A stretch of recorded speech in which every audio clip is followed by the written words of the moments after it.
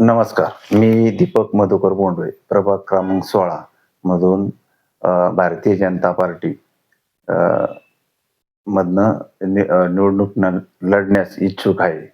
तर प्रभाग क्रमांक 16 हा पिंपरी चिंचवडमध्ये सर्वात अ, मोठा मतदारसंघ आहे आणि जवळ-जवळ 75,000 मतदारसंख्या ही प्रभाग क्रमांक 16 ची आहे.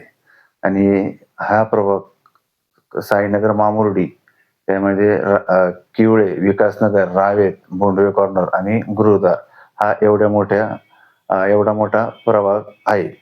या प्रभागामध्ये अ, रस्त्याच्या समस्या आहेत, कचऱ्याच्या आहेत, तसेच पाण्याच्याही समस्या आहेत आणि कोणतेही आरक्षण प्रभाग क्रमांक 16 मध्ये डेव्हलप नाहीये.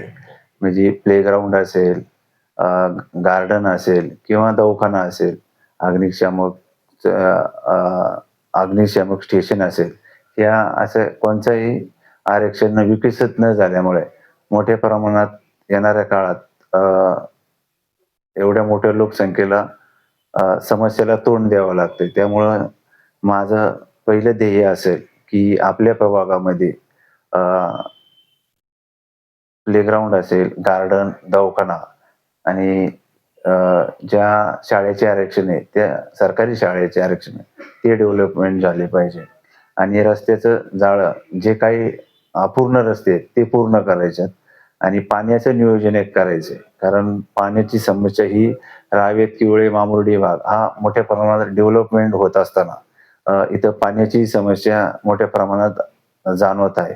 तर पाण्याचं नियोजन कसं करता येईल यावरही मोठ्या प्रमाणात लक्ष केंद्रित करणार आहे. आणि ह्या भागात लाईटची समस्या आहे. पण ज्या प्रकारे रावेत आणि मामुर्डीमध्ये 2 फीडरचं आता काम चालू होत आहे. नियोजित काम चालू होणार आहे. तर त्यामध्ये ज्या पद्धतीने विकसित भागात लाईटची समस्या कशी कमी होईल यावर मोठ्या प्रमाणात भर राहणार आहे.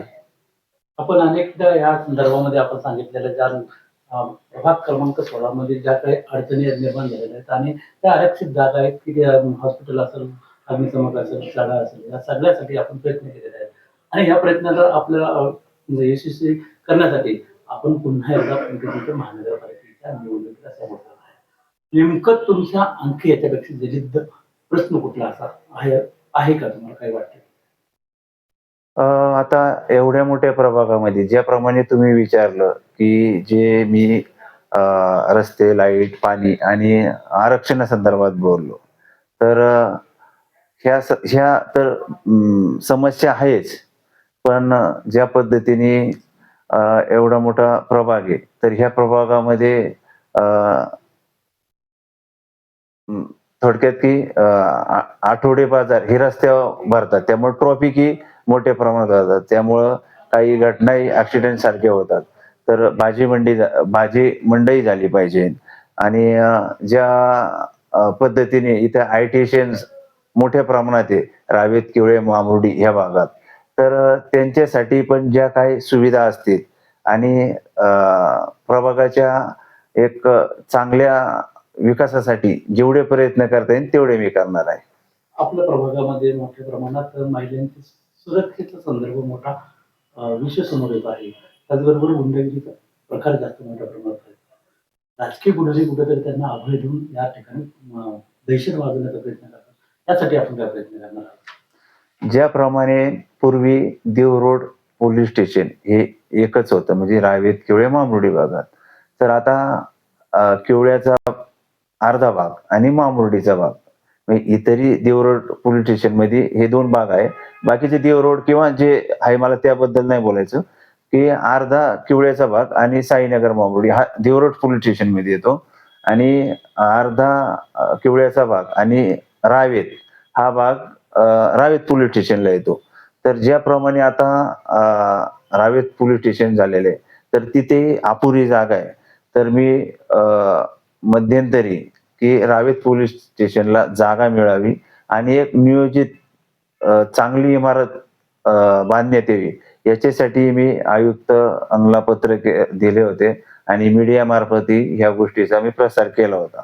तर ज्या पद्धतीने आता नवीन जर पोलीस स्टेशन झालं तर जे थोड्या प्रमाणात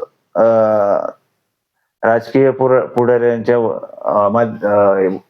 याच्यातनं जे दहशत किंवा हे तर ती कमी होईल आणि एक आमच्यासारखे सुशिक्षित किंवा भारतीय जनता पार्टीला मानणारे अ, नगरसेवक झाले तर ह्या गोष्टी आम्ही मुळासकट अ, थांबवण्याचा प्रयत्न करणार आहोत. एक प्रश्न आहे की नुकतंच मुख्यमंत्र्यांनी घोषित केलं की आम्ही सगळे वेगवेगळे लढणार आहोत. घटक पक्ष असताना सुद्धा अजित पवारांचा गट पण वेगळा लढणार आहे. हम्म. त्याचा काही परिणाम नाही होत तुमच्या प्रभागात किंवा या निवडणुकीवर होईल असं वाटतंय का? आता ज्या पद्धतीने आपण पाहिलं तर लोकसभेला खासदार हे शिंदे गटाचे शिवसेनेचे आहेत. स्थानिक आमदार शंकरभाऊ जगताप हे भारतीय जनता पार्टीचे आहेत. आणि आपले पालकमंत्री हे राष्ट्रवादी अजितदादा गटाचे. त्यामुळं शेवटी जे बीजेपीला मानणारे तर ते बीजेपीला वोटिंग करतील आणि आम्ही जे आता 7-8 वर्षापासून समाजात किंवा वार्डात काम करत असतो तर त्या माध्यमातून आमच्या कामाचं श्रेय नाही, कामाचं जे आम्ही कामं केल्यात तर त्या कामाची एक पोचपावती म्हणून मतदार हे आम्हालाच मतदान करतील किंवा आमच्या पॅनेलला जे चारही उमेदवार असतील त्यांना नक्की विजय करून देतील. शेवटी तुम्ही जनतेला काय आवाहन करायला मी जनतेला व माझ्या मतदार मायबाप यांना मी विनंती करेन की गेले 4 वर्षापासून प्रलंबित निवडणूक होती.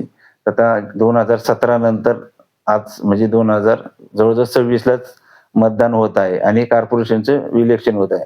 गेले 9 वर्षात आम्ही आमचे जे सामाजिक काम करत असताना आम्ही चांगल्या प्रकारे काम केलेलं आहे.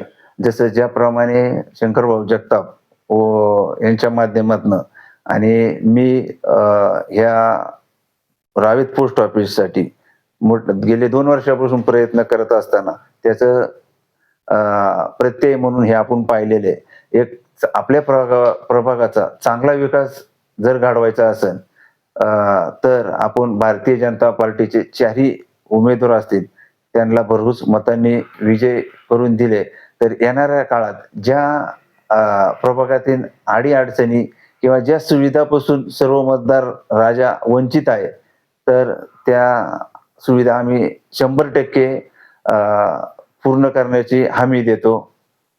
धन्यवाद.